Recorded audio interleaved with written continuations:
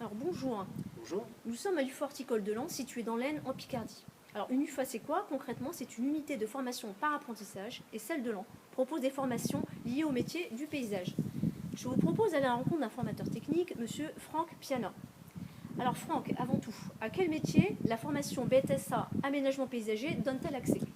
Alors l'objectif principal de cette formation, c'est à l'issue de celle-ci, c'est de postuler à des postes de chef d'équipe, éventuellement de chef de chantier, mais là il faudra avoir un petit peu plus d'expérience donc après le diplôme.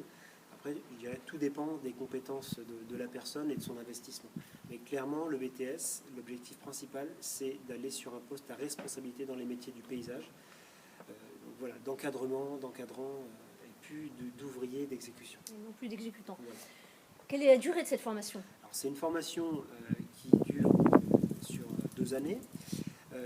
C'est un diplôme que l'on prépare, nous, à l'UFA, par le biais de l'alternance.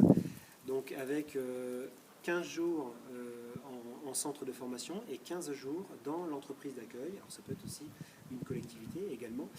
Et donc pour un total de 1350 heures en centre de formation sur les 2 années. D'accord. Qui peut intégrer cette formation?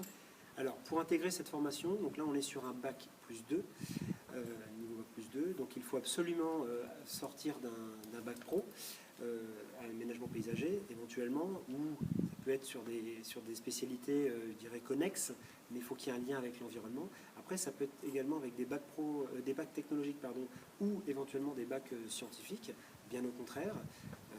Voilà un petit peu. D'accord. Donc, bac pro, bac technologique et bac général. C'est ça. Alors, toi, tu interviens au BTSA Aménagement Oui. Paysager. Est-ce que tu peux nous détailler le contenu de la formation et plus exactement la dimension technique et professionnelle qu'on y découvre? Alors, d'une part, tu l'as dit, donc il y a une partie technique assez importante.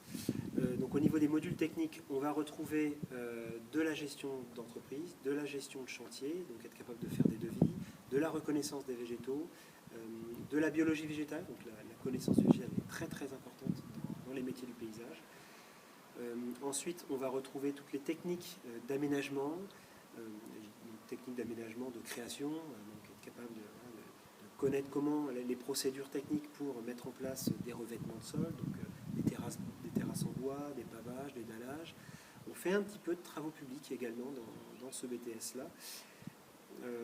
Ensuite, on va avoir un petit peu de conception, donc la conception sur table, mais également assistée par ordinateur. C'est vraiment une formation assez complète au niveau professionnel. Et on a également des modules généraux, donc des mathématiques, du français, alors plus ou moins de la communication également, de l'anglais et de l'informatique. Oui, c'est effectivement une formation extrêmement riche et très qualifiante. C'est ça. Alors, si je souhaite poursuivre après un BTS Aménagement Paysager, quel type de poursuite d'études? Alors, il y a plusieurs possibilités.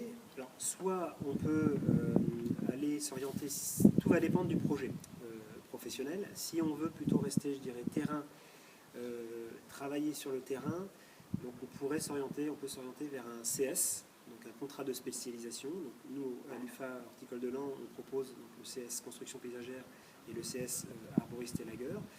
Après, si on veut avoir plus de responsabilités, on peut poursuivre notre formation, la formation BTS Aménagement Paysager, par une licence professionnelle. Alors, il y a vraiment beaucoup de choix en termes d'options. Et après, si on veut, on peut aussi s'inscrire à une école d'ingénieur du paysage. Il y a également des écoles supérieures du paysage. Là, c'est plutôt si on préfère devenir architecte paysagiste ou concepteur paysagiste. D'accord. Alors, si je veux m'inscrire à une formation BTS Aménagement Paysager, que dois-je faire? Alors, l'idéal, c'est de contacter l'UFA Horticole de Lens par téléphone, de préciser son vœu. Si vous avez déjà une entreprise impeccable, vous le précisez lors de votre prise de contact. Si ce n'est pas le cas, l'UFA peut vous aider dans votre recherche, puisque de nombreux professionnels tous les ans nous contactent pour nous demander si on a des candidats à leur proposer. Et voilà, ce qui est très très important quand vous faites une formation d'apprentissage, c'est l'entreprise. Alors pour le BTS, le choix de l'entreprise est important, surtout au niveau des tâches. C'est plus intéressant de choisir une entreprise qui propose des tâches très diversifiées. On va éviter les entreprises qui font que de l'entretien, même si voilà, je ne dénigre pas l'entretien, c'est très important dans notre métier. Mais pour le BTS, c'est plus intéressant pour qu'il puisse évoluer par la suite, de voir voilà, un maximum de tâches techniques. On a un métier qui est très très diversifié.